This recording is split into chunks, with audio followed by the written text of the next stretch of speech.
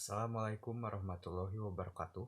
Perkenalkan, saya Rizky Akbar Maulana. Di sini saya akan membuka presentasi dari kelompok 9 yang akan membahas terkait analisis kelayakan usaha.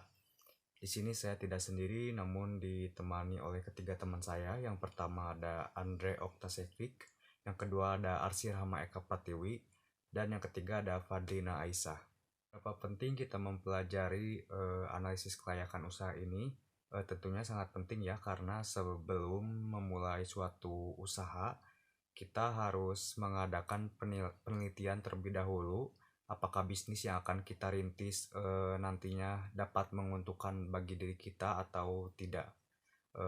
Lalu ada dua cara untuk menganalisis suatu usaha. Yang pertama ada analisis kelayakan usaha, yang dimana menjadi fokus kita pembahasan kali ini. Lalu yang kedua ada analisis SWOT. Pembahasan lebih lengkapnya mengenai analisis kelayakan usaha ini, mari kita simak penjelasan dari teman-teman saya. Dipersilahkan. Assalamualaikum warahmatullahi wabarakatuh. Di sini saya akan menyampaikan materi tentang studi kelayakan usaha atau bisnis.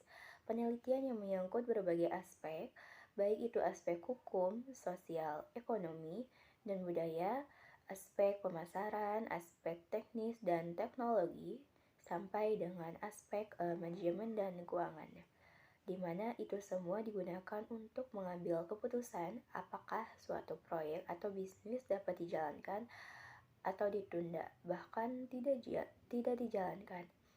Dilihat dari aspek hukum, legalitas bisnis yang kita laksanakan meliputi beberapa ketentuan seperti izin lokasi, akte pendirian perusahaan dari notaris setempat, nomor pokok wajib pajak, surat tanda daftar perusahaan, dan surat izin tempat usaha dari Pemda setempat. Aspek sosial, ekonomi, dan budaya. dampak yang menyangkut dan diberikan kepada masyarakat sekitar karena adanya suatu usaha tersebut. Dari sisi budaya, apa dampak keberadaan bisnis kita terhadap kehidupan masyarakat, kebiasaan, adat, dan lain-lain. Dari sudut ekonomi, seperti seberapa besar tingkat pendapatan per kapita penduduk.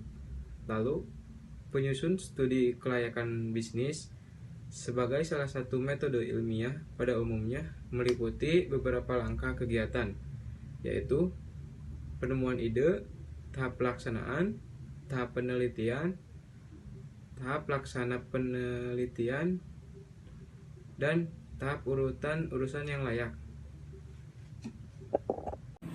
Selanjutnya, menurut Suryana 2006, kreativitas adalah kemampuan untuk menciptakan gagasan baru dan menemukan cara baru dalam melihat permasalahan dan peluang yang ada.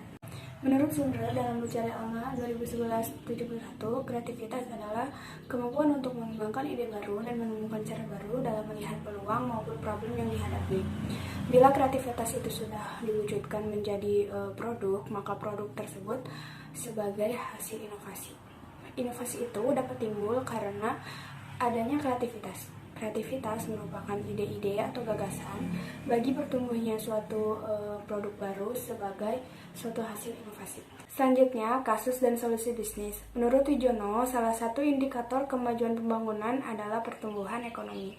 Maka untuk mencapai hal tersebut, dalam melaksanakan pembangunan akan semakin mengandalkan pada aktivitas dan peran aktif masyarakat itu sendiri, agar terwujudnya masyarakat yang sejahtera. Keberhasilan atau kegagalan dalam bisnis sangat dipengaruhi oleh berbagai faktor, baik faktor eksternal maupun faktor internal. Yang pertama, faktor internal. Faktor internal yang berpengaruh adalah kemauan, kemampuan, dan kelemahan. Sedangkan faktor eksternalnya yaitu kesempatan atau peluang.